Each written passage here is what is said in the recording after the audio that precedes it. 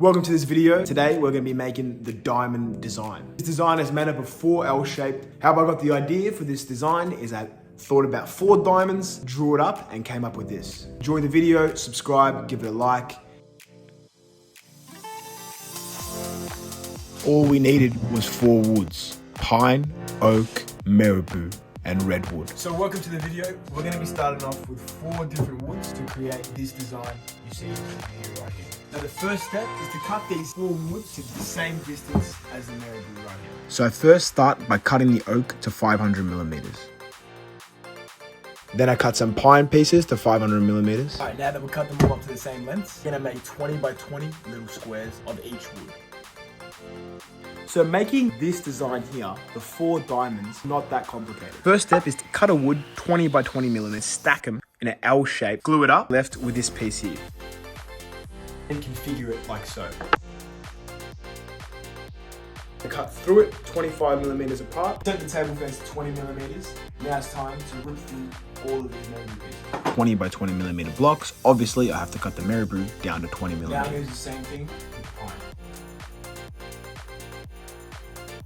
Same thing with this wood. And finally, same with the treated part.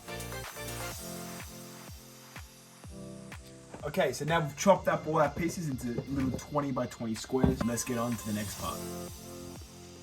All right, so here we have 1, 2, 3, 4 different woods. What we're gonna do is glue them up and eventually have them all in a little L shape like that.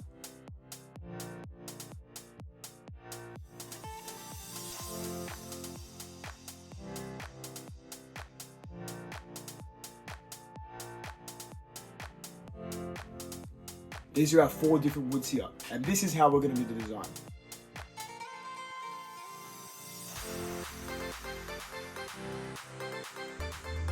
I know that this doesn't look perfect now.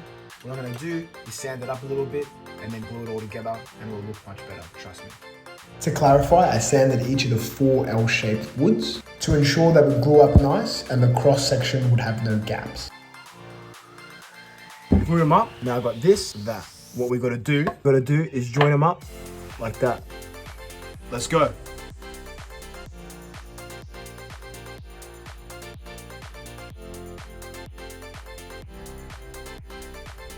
We've glued this guy up. What I'm gonna do is I'm gonna brush these sides here and make them less gluey and make them nice and smooth with the sander.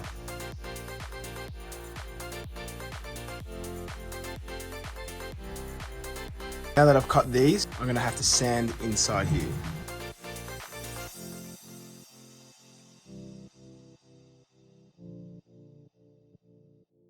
Always my favorite part of making these designs, cutting through the finished design.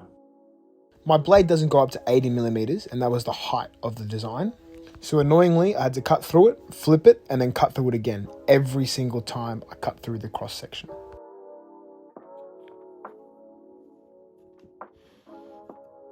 Look how genius this is. I'm gonna put this 25 millimeter away. All my cuts are gonna be exactly 25 millimeter. So the jig I'm using to slide to the table saw is just a simple 90 degrees jig. Clamping that piece onto the jig, it was just to ensure that it's exactly 25 millimeters when I flip it around and cut the other side of the cross section. And this part here is my favorite part, cutting through the cross section to produce the diamond design.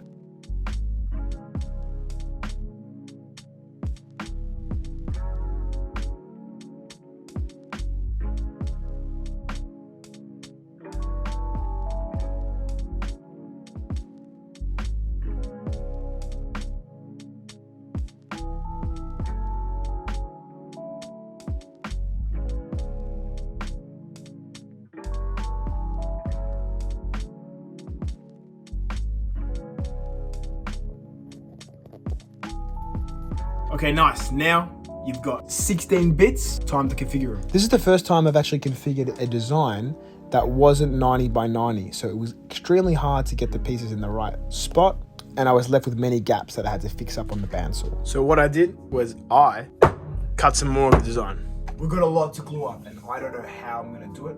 I'm just gonna start and hope for the best.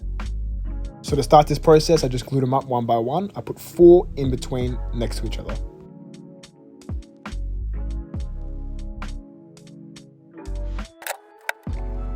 After I glued 4 of them together, it got a little bit more confusing, so I did it one by one, as shown. So here we have the whole set, but all I've glued up is this part here. Let's sand it. So we're gonna sand this part here to glue up the rest of it easier.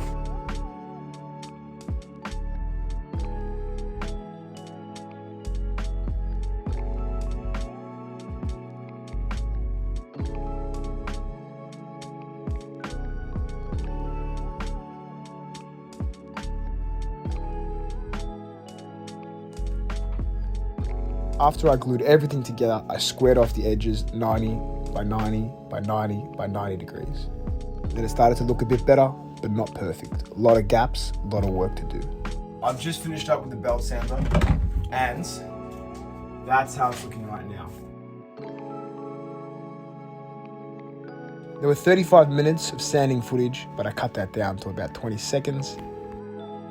Took a lot of playing around to ensure there were no gaps in the wood, and then finally I could varnish it and let the colours pop.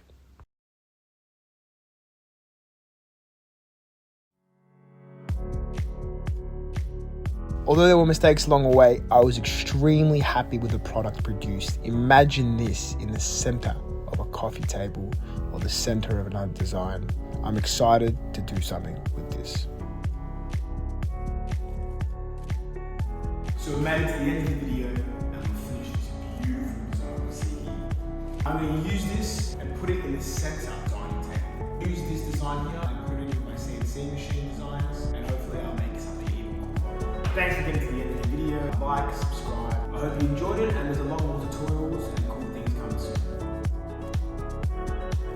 So this segment here is going to be the mistakes I think I made. So with this design, 2 massive things, the big mistakes. Make sure that each of the cross sections are the exact same size. Otherwise you're going to end up with little gaps like that. Also, the design looks cool, but I wish I separated something in the cross section so you can clearly see the 4 diamonds. Because the 4 diamonds,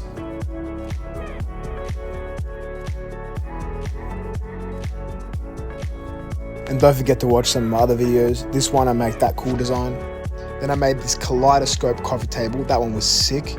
And I also made these cool designs.